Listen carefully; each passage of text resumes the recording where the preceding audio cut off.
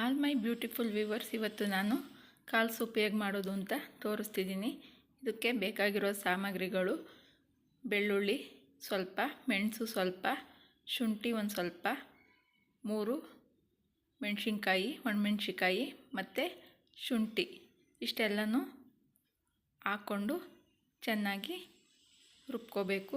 ಈ ರೀತಿ ರುಬ್ಕೊಂಡ್ಮೇಲೆ ನಾವು ನೆಕ್ಸ್ಟು ಏನಪ್ಪ ಮಾಡಬೇಕು ಅಂತಂದರೆ, ಒಂದು ಪಾತ್ರೆಗೆ ಒಂದು ಸ್ವಲ್ಪ ಎಣ್ಣೆ ಬಿಟ್ಟು ಒಂದು ಸಣ್ಣದಾಗಿ ಕಟ್ ಮಾಡ್ಕೊಂಡಿರೋ ಈರುಳ್ಳಿನ ಹಾಕಿ ಚೆನ್ನಾಗಿ ಫ್ರೈ ಮಾಡ್ಕೊಳ್ಬೇಕು.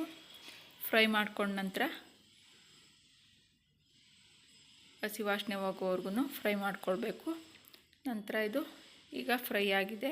ಅದಕ್ಕೆ ನಾನಿಲ್ಲಿ ರುಬ್ಬಿರುವಂಥ ಮಸಾಲೆನ ಹಾಕ್ಕೊಂಡು ಇದೇ ಎಣ್ಣೆ ಒಳಗಡೆ ಚೆನ್ನಾಗಿ ಇದನ್ನು ಫ್ರೈ ಮಾಡ್ಕೊಳ್ತಿದ್ದೀನಿ.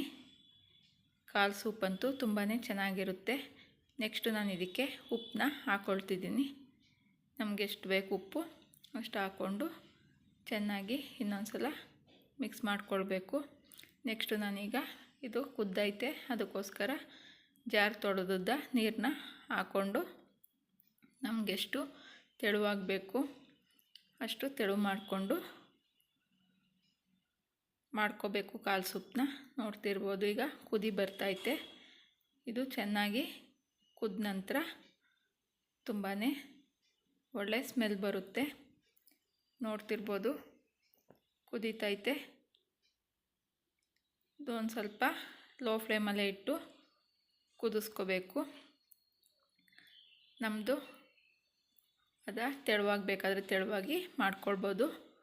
ನೆಕ್ಸ್ಟು ನಾನಿಲ್ಲಿ ಆಲ್ರೆಡಿ ತೊಳ್ಕೊಂಡಿಟ್ಕೊಂಡಿರೋ ಕಾಳುಗಳನ್ನ ಕಟ್ ಮಾಡಿಕೊಂಡು ಚೆನ್ನಾಗಿ ತೊಳ್ಕೊಂಡು ಇಲ್ಲಿ ವಿಷಲ್ ಕೂಗಿಸ್ಕೊಂಡಿದ್ದೀನಿ. ಕಾಲು ಬೇಯೋದಿಲ್ಲ, ಅದಕ್ಕೋಸ್ಕರ ಜಾಸ್ತಿ ವಿಷಲ್ನೇ ಕೂಗಿಸ್ಕೋಬೇಕು. ನೆಕ್ಸ್ಟು ನಾನು ಇದಕ್ಕೆ ಅಲ್ಲಿ ಕುದ್ದಿತ್ತಂತಲ್ಲ ಮಸಾಲ, ಅದನ್ನು ಹಾಕ್ಕೊಂಡು ಇದ್ರ ಜೊತೆಗೆ ಮಿಕ್ಸ್ ಮಾಡ್ತಿದ್ದೀನಿ. ನೋಡ್ತಿರ್ಬೋದು ನೀವಿಲ್ಲಿ ನಾನು ತುಂಬ ತೆಳುವಾಗೇ ಮಾಡಿದ್ದೆ. ತುಂಬಾ ಚೆನ್ನಾಗಿತ್ತು ಅಂತಲೇ ಹೇಳ್ತೀನಿ. ನೆಕ್ಸ್ಟು ಇಲ್ಲಿ ಕುದೀತಿರೋದನ್ನ ನೋಡ್ಬೋದು. ಈಗ ಸೂಪು ಈ ಚಳಿಗಾಲಕ್ಕಂತೂ ತುಂಬಾ ಚೆನ್ನಾಗಿರುತ್ತೆ. ನೋಡ್ತಿರ್ಬೋದು, ನಾನು ಸರ್ವ್ ಮಾಡಿದ್ದೀನಿ.